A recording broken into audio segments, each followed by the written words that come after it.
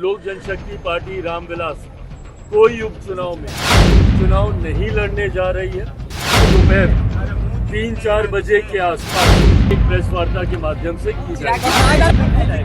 झारखंड के लोक जनशक्ति पार्टी रामविलास के प्रभारी और जमुई के सांसद अरुण भारती जी रांची में ही हैं और सीएम असम हेमंत बिस्वा शर्मा जी वो भी इस वक्त रांची में मौजूद हैं। मुझे लगता है आखिरी दौर की ये बातचीत चल रही है। कल जिस तरीके से हेमंता जी ने सबको बताया कि एक सीट लोक जनशक्ति पार्टी रामविलास को और बाकी जितने घटक दल हैं जनता दल यूनाइटेड और अजसू को लेकर उन्होंने जानकारी साझा की। इन तमाम बातों पर अंतिम मोहर इस वक्त जब मैं आपसे बातचीत कर रहा हूं लग रही है। केंद्रीय संसदीय बोर्ड के पास भी कल देर रात तक ये विषय आया था।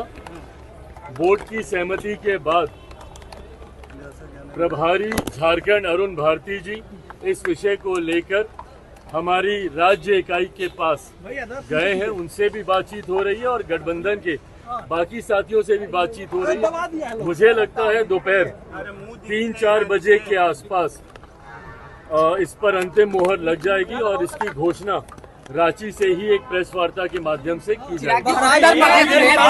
आप उम्मीदवार उतारने की बात कर रहे हैं। उत्तर प्रदेश में 2 सीटों पर उम्मीदवार उतारने की बात कर रहे हैं जहां भाजपा के पहले से सिटिंग कैंडिडेट रहे हैं। ये प्रस्ताव राज्य इकाई के माध्यम से केंद्रीय संसदीय बोर्ड के पास आया था। इस विषय को मैं स्पष्ट कर दूं कि ये जो उत्तर प्रदेश में उपचुनाव में लोक जनशक्ति पार्टी रामविलास चुनाव लड़ेगी, ये बात कल राज्य इकाई के माध्यम से वहां पर कही गई थी। पर ये बात एक प्रस्ताव के तौर पर राज्य इकाई ने केंद्रीय संसदीय बोर्ड के पास भेजा था, जिसको केंद्रीय संसदीय बोर्ड ने अस्वीकार किया है।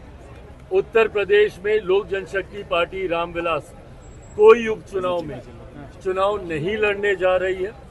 हम लोग सिर्फ इस चुनाव में झारखंड में हम लोग चुनाव लड़ेंगे। इसके अलावा तमाम उपचुनाव में लोक जनशक्ति पार्टी रामविलास भारतीय जनता पार्टी का मजबूती से समर्थन करेगी।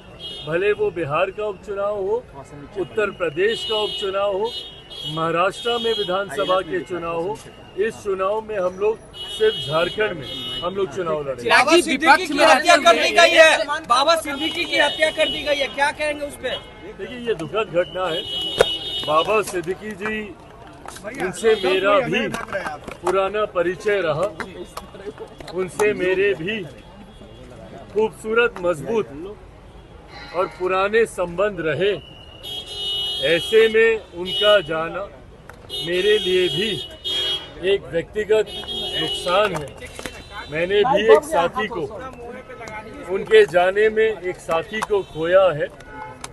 ऐसे में मैं उनके परिवार के प्रति अपनी संवेदनाएं भैया सलमान और खान को साथ भी ही धमकी मैं मिली है। उम्मीद करता हूं कि जल्द से पीछे जल्द कर लो ना पीछे उनके परिवार को न्याय मिले और दोषियों को कड़ी सजा मिले। सलमान खान को भी धमकी मिली है। चिराग जी, मुख्य पर भी जरूरी है बोलना। ये मुझे लगता है केंद्र सरकार और राज्य सरकार भी उनकी सुरक्षा को लेकर चिंतित है।